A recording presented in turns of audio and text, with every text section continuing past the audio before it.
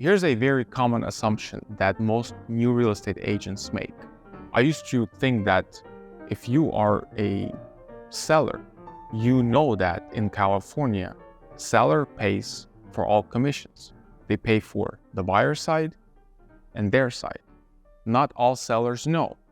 And if this is something that comes up during the transaction and is not discussed before, then it creates unnecessary friction during the transaction.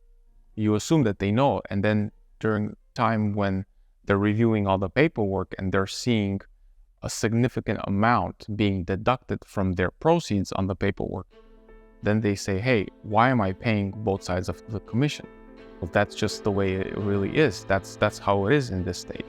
I mean, the contract, real estate contract it's only getting longer and longer. So there's a lot of different things. This is the thing that I see a lot of new agents do, is they assume that their client knows more than they actually really do. So what happens is, either in the middle of a transaction or at the end of a transaction, an issue comes up and the seller or the buyer, they say, well, I did not know about that. Why didn't you tell me?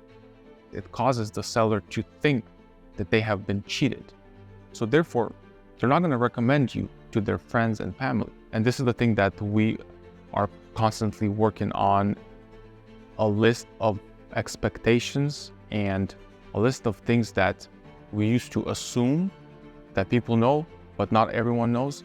And so before we sign an agreement, before we sign a contract, we go over these bullet points.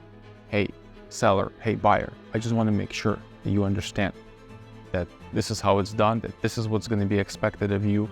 And then it's so much easier to deal in a transaction. You don't have, you have less friction in the transaction. So stay away from that mistake.